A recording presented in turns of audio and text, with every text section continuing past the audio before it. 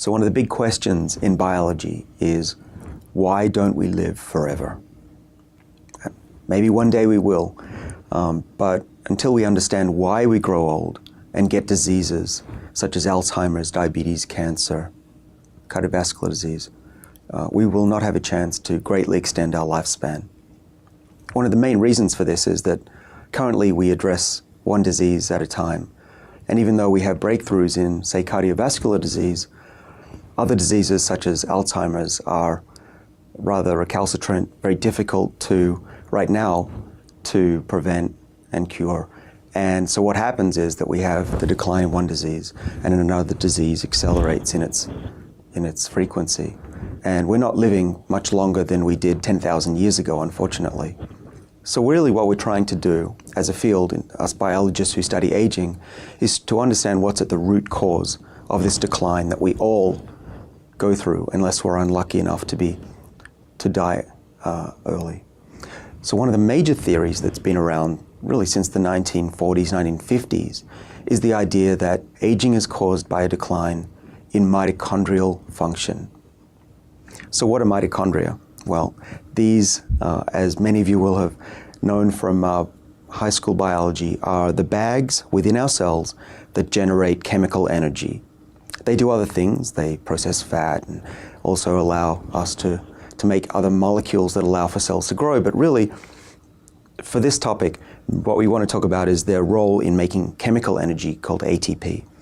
And I draw this like a bag with my hands. It's really just a double membrane.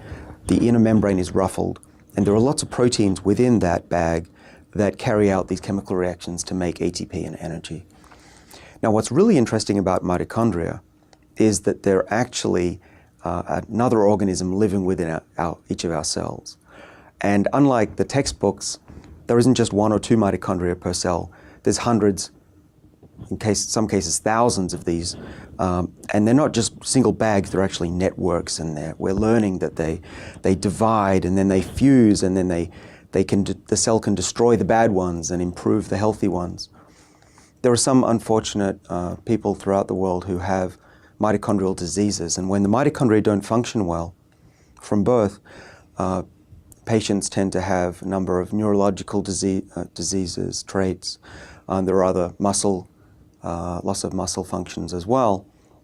So mitochondria are critical for life. We know that.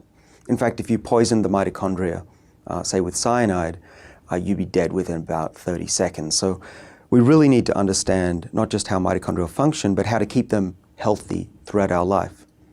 And one of the main theories of aging is that over time, well, we start out young and there's lots of mitochondria and they're healthier and they know how to function, they make lots of energy, we feel great, we've got energy, we can run, we can fight off diseases, our brain functions well, we can remember, and we don't get diabetes, we don't have dysfunctional muscles, for example.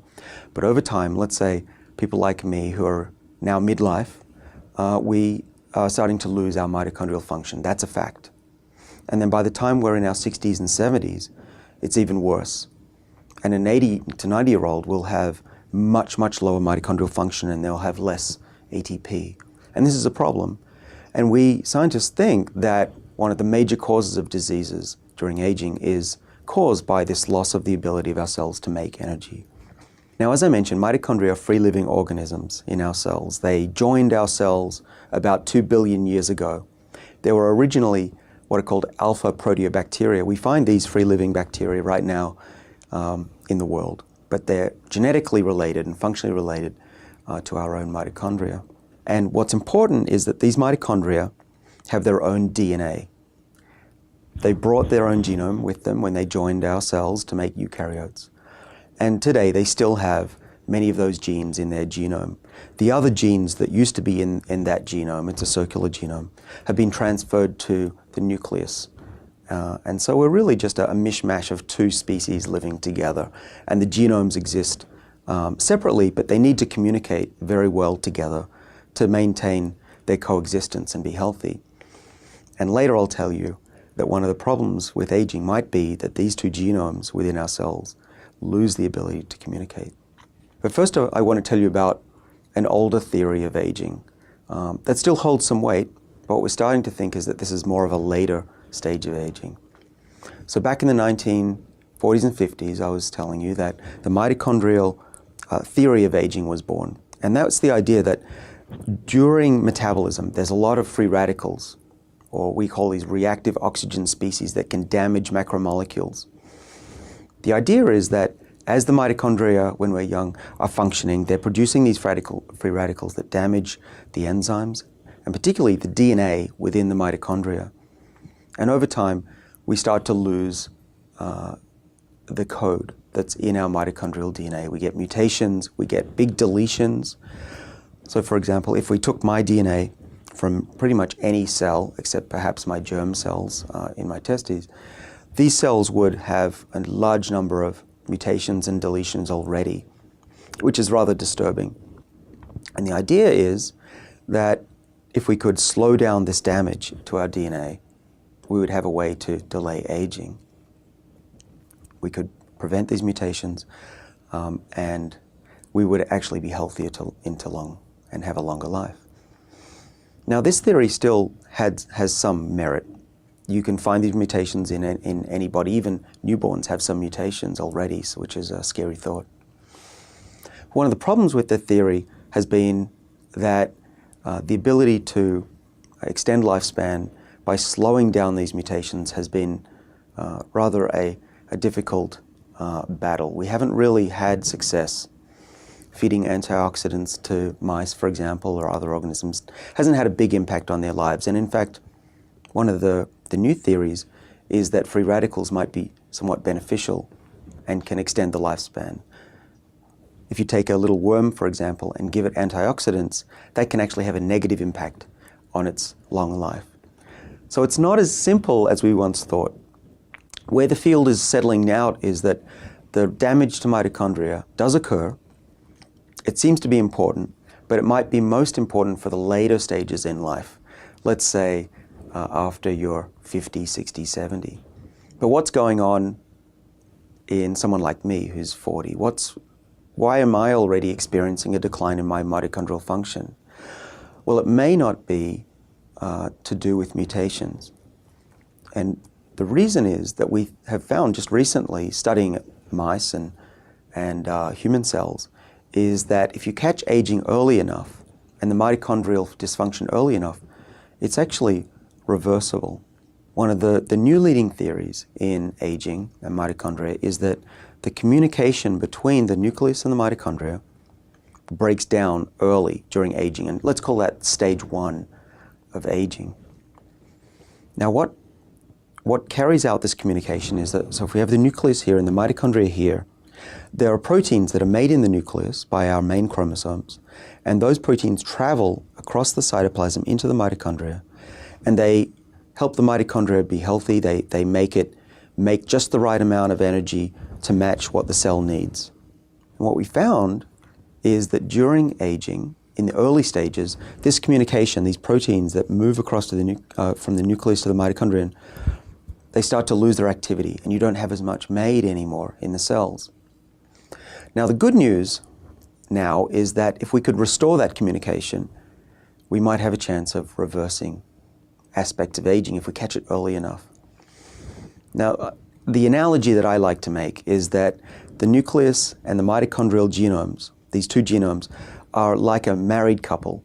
When they move in together early, they're in love, they communicate well, they talk, they share ideas, and that's what our cells are like when we're young. But over time, they don't talk as much, they develop different interests, and what happens is they stop talking over time. And we know that that's the worst thing that can happen for a marriage. And we think the same thing happens for the marriage of these two organisms, these two genomes in our cells. And what our job is now is to test what happens if you can restore that communication again and get them talking again.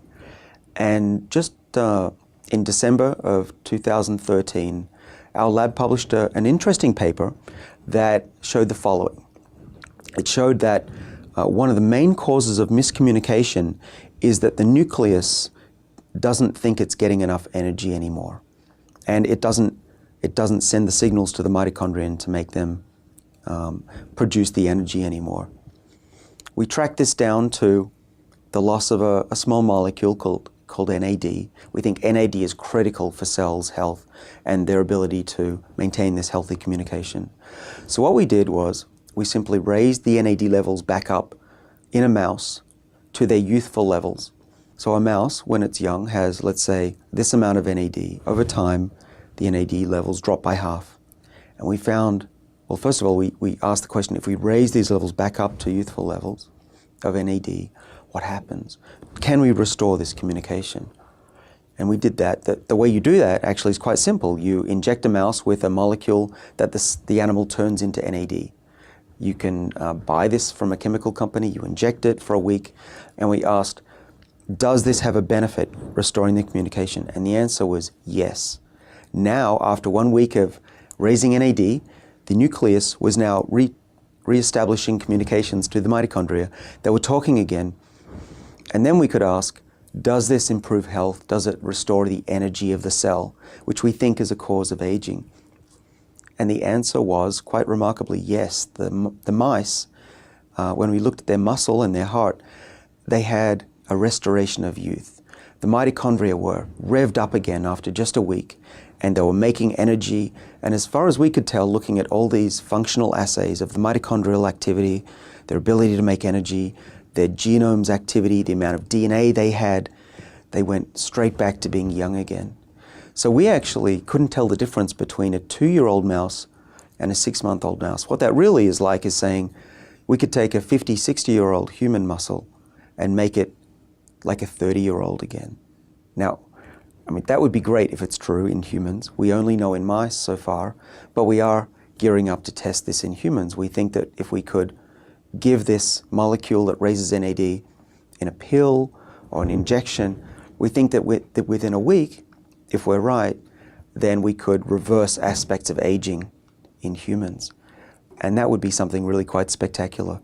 And if we can do that, there's a possibility that we could actually not just see people get old and experience diseases and slow down one disease at a time with traditional medicines.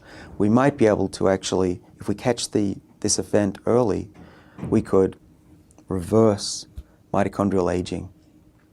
And if everything turns out to be correct that I've said, then what we expect is that humans will not develop diabetes, even cancer, heart disease, Alzheimer's until much later, maybe into their 90s, 100s, or further.